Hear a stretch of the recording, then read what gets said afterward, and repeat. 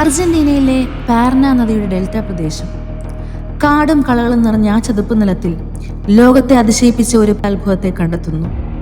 അത് വെറുമൊരു ദ്വീപല്ല, അതിൻ്റെ പേര് എൽ ഓഹോ, അതായത് കണ്ണെന്നർത്ഥം. അതെ, കണ്ണിൻ്റെ കൃഷ്ണമണി പോലെ ഒരു കിടിലൻ വട്ടം, ഗോളാകൃതിയിലുള്ളൊരു ദ്വീപ്. ഏകദേശം 120 മീറ്റർ വീതിയുള്ളത്.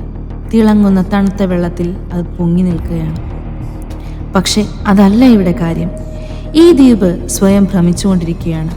അതെ, ദ്വീപ് തന്നെ വട്ടം കറങ്ങി തിരിയുന്ന ഒരു പ്രകൃതിയുടെ അത്ഭുത ദൃശ്യം. ഈ ഒഴുകി നടക്കുന്ന ദ്വീപ് എങ്ങനെ രൂപപ്പെട്ടു എന്നതിനെക്കുറിച്ച് നിരവധി സിദ്ധാന്തങ്ങൾ പ്രചരിക്കുന്നുണ്ട്. അവയിൽ UFO പ്രവർത്തനങ്ങൾ മുതൽ ഭൂമിയിലെ ദൈവത്തിന്റെ സാന്നിധ്യം വെളിപ്പെടുത്തൽ വരെ നീളുന്നു. ഈ പ്രതിഭാസത്തിന്റെ ശാസ്ത്രീയപരമായ അന്വേഷണത്തിനായി എൽ ഓഹോ പ്രോജക്റ്റ് എന്ന സംഘം ഈ പ്രദേശത്ത് പരിമിതമായ പര്യവേഷണങ്ങൾ നടത്തിയിട്ടുണ്ട്. ശാസ്ത്രജ്ഞന്മാരുടെ അഭിപ്രായത്തിൽ ഇത് 2003 മുതൽ നിലവിലുണ്ട്. ഏതാണ്ട് അതിൻ്റെ അച്ചുതണ്ടിൽ കറങ്ങുന്നതായും തെളിഞ്ഞതും തണുത്തതുമായ ഒരു ചെറിയ ജലപാതയാൽ ചുറ്റപ്പെട്ടതായും കാണപ്പെടുന്നു. അത്തരം ജലം ഈ പ്രദേശത്തിന് അസാധാരണമാണ്. ചതുപ്പ് നിലങ്ങളിലെ ചെളി നിറഞ്ഞ വെള്ളത്തിൽ നിന്നും വ്യത്യസ്തമായാണ് എൽ ഓഹോയുടെ ചുറ്റുമുള്ള ജലം. തെളിഞ്ഞതും തണുത്തതുമായ ഈ ജലത്തിൽ വളരെ കട്ടിയുള്ളൊരു ഭൂപ്രകൃതത്തോടെ അവിടെ സ്ഥിതി ചെയ്യുന്നു. 118 മീറ്റർ, അതായത് 387 അടി വ്യാസമുള്ള ഈ ദ്വീപ് അതിൻ്റെ ഭ്രമണചക്രത്തിലുടനീളം അത് സ്ഥിതി ചെയ്യുന്ന തടാകത്തിൻ്റെ വിവിധ ഭാഗങ്ങളിൽ ചാരി നിൽക്കുന്നതായി ശാസ്ത്രജ്ഞന്മാർ നിരീക്ഷിച്ചിട്ടുണ്ട്. ദ്വീപിൻ്റെ ഭൂപ്രദേശം എത്രത്തോളം ഉറച്ചതാണെന്നും അവർ രേഖപ്പെടുത്തിയിട്ടുണ്ട്. ഇതിൻ്റെ വിചിത്രമായ ഭൗതിക വിശേഷണങ്ങൾ കാരണം പല നിരീക്ഷകരും ഇതിൻ്റെ ഉത്ഭവത്തെ ചോദ്യം ചെയ്തിട്ടുണ്ട്. ഈ നിരന്തരമായ ചലനം എൽ ഓഹോ തടാകത്തിന്റെ വീതി കൂട്ടുകയും അതിന്റെ വശങ്ങൾ ഒരു തികഞ്ഞ ഡിസ്കാക്കി മാറ്റുകയും ചെയ്തു എന്നാണ് അർത്ഥമാക്കുന്നത്.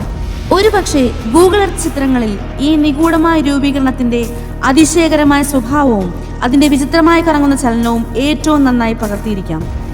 തിമോത്ത് വൈറ്റ്ഹെഡ് പോസ്റ്റ് ചെയ്തിട്ടുള്ളതുപോലെ ഏതാനും യൂട്യൂബ് വീഡിയോകളിൽ ദ്വീപിന്റെ സാവധാനത്തിലുള്ള കറക്കവും കാലക്രമേണ വ്യക്തമായി കാണാൻ സാധിക്കും. ഈ രഹസ്യത്തിന്റെ അടിത്തറയിലെത്താൻ 2016 ഒരു കൂട്ടം ഗവേഷകരും ചലച്ചിത്ര പ്രവർത്തകരും ഒരു കിക്ക് സ്റ്റാർട്ടർ ക്യാമ്പയിനുമായി ഒത്തുചേർന്നു. ന്യൂയോർക്കിൽ നിന്നുള്ള ഹൈഡ്രോളിക് സിവിൽ എഞ്ചിനീയറായ റിക്കാർഡോ പെട്രോണിയാണ് ഇത് ആരംഭിച്ചത്. അദ്ദേഹം ഫിലിം ഡയറക്ടറും പ്രൊഡ്യൂസറുമായ സെർജിയോ ന്യൂസ്പില്ലറുമായി ചേർന്നു. ദ്വീപിനെ രൂപപ്പെടുത്തിയ പ്രക്രിയകളുടെ അത് സ്വാഭാവികമോ അതോ മറ്റേതെങ്കിലും കാരണങ്ങൾ കൊണ്ട് സംഭവിച്ചതാണെങ്കിലും അതിൻ്റെ അടിത്തട്ടിലെത്തുക എന്നതായിരുന്നു അവരുടെ ലക്ഷ്യം. എന്നാൽ അവർ ഉദ്ദേശിച്ച ഫണ്ട് ശേഖരിക്കാൻ കഴിയാത്തത് കൊണ്ട് ആ ക്യാമ്പയിൻ പരാജയപ്പെട്ടതായി അവർ പ്രഖ്യാപിച്ചു. പെട്രോണി, ന്യൂസ്പില്ലർ അവരുടെ സംഘം മാത്രമല്ല എൽ ഓഹോയെക്കുറിച്ചുള്ള സിദ്ധാന്തങ്ങൾ മുന്നോട്ട് വയ്ക്കുന്നത്. ഡാനിയൽ റോയി ഫിൻക്ലി പോലുള്ള വാർത്താ സൈറ്റുകളിൽ ഈ പ്രതിഭാസത്തെക്കുറിച്ച് കൂടുതൽ നിരീക്ഷണങ്ങൾ നൽകുന്നു. അർജന്റീനയുടെ തീരത്ത് കാണപ്പെടുന്ന മറ്റ് ഡസൻ കണക്കിന് രൂപീകരണങ്ങളുമായി എൽ ഓഹോയ്ക്ക് സാമ്യമുണ്ടെന്ന് അദ്ദേഹം അഭിപ്രായപ്പെടുന്നു. മറ്റ് പ്രകൃതി പ്രതിഭാസങ്ങളുമായി ഇതിന് രസകരമായ ബന്ധങ്ങളുണ്ട്.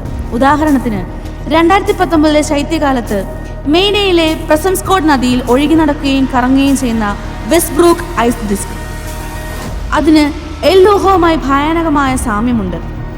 ശരിയായ അന്തരീക്ഷ സാഹചര്യങ്ങൾ ഉണ്ടാകുമ്പോൾ ഇത്തരം ഐസ് ഡിസ്കുകൾ സാധാരണമാണ്. വെസ്റ്റ്ബ്രൂക്കിലെ ഐസ് ഡിസ്ക് പോലുള്ളവയെ ഇത്രയും പൂർണ്ണ വൃത്താകൃതിയിലാക്കുന്നത് എന്താണ്? റാഷണൽ ഷിയർ അഥവാ ഭ്രമണപരമായ വെട്ടിച്ചുരുക്കൽ.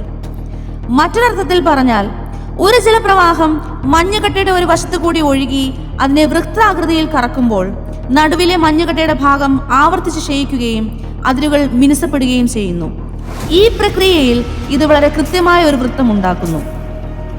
എൽ ഓഹോയുടെ രൂപീകരണത്തിൽ ഈ സിദ്ധാന്തം പ്രയോഗിക്കുമ്പോൾ താരതമ്യേന സാവധാനത്തിൽ ഒഴുകുന്ന ഒരു ജലപ്രവാഹം ഒഴുകി നടക്കുന്ന ദ്വീപിന്റെ ഒരു വശത്തു കൂടി കടന്നു പോവുകയും സ്വാഭാവികമായി അതിനെ ഒരു ദിശയിലേക്ക് തിരിക്കുകയും ചെയ്യുന്നു എന്ന് അനുമാനിക്കാം. തെളിഞ്ഞതും തണുത്തതുമായ ജലം ഇതിന് കാരണമായേക്കാമോ? ദ്വീപിന്റെ ഭ്രമണ പ്രവർത്തനം ക്രമേണ ദ്വീപിന്റെ അതിരുകൾ വൃത്താകൃതിയിൽ രൂപപ്പെടാൻ കാരണമായി. ഈ പ്രക്രിയയിൽ ഒരു വൃത്താകൃതിയിലുള്ള തടാകവും രൂപപ്പെട്ടു. സസ്യങ്ങളുള്ള ഒഴുകുന്ന ദ്വീപുകൾ വളരെ അപൂർവമാണ്. ഐസ് ഡിസ്കുകൾ പോലെ ശരിയായ സാഹചര്യങ്ങൾ അവയെ ജീവനിലേക്ക് കൊണ്ടുവരുമോ? കാലവും കൂടുതൽ ഗവേഷണവും മാത്രമേ ഇതിന് ഉത്തരം നൽകൂ. എൽ ഓഹോ അന്യഗ്രഹത്തിൽ നിന്നുള്ളതാണോ, അതോ അമാനുഷികമാണോ, അതോ പ്രകൃതിയുടെ തികഞ്ഞ കൊടുങ്കാറ്റിന്റെ ഫലമാണോ? ഇതിനെക്കുറിച്ച് നമുക്ക് ഏറെ പഠിക്കാനുണ്ട്. ഇനിയും ഒരുപാട് സിദ്ധാന്തങ്ങൾ വരാനുണ്ട്. എല്ലാത്തിലും ഉപരി വെസ്റ്റ്ബ്രൂക്കും പരാന ഡെൽറ്റയും ഒന്നും ഇതുവരെ ബഹിരാകാശ വസ്ത്രം ധരിച്ച ചെറിയ പച്ച മനുഷ്യരാൽ ആക്രമിക്കപ്പെട്ടിട്ടില്ലല്ലോ. നമുക്ക് കാത്തിരുന്ന് പഠിക്കാം, കണ്ടെത്താം പുതിയ രഹസ്യങ്ങൾ.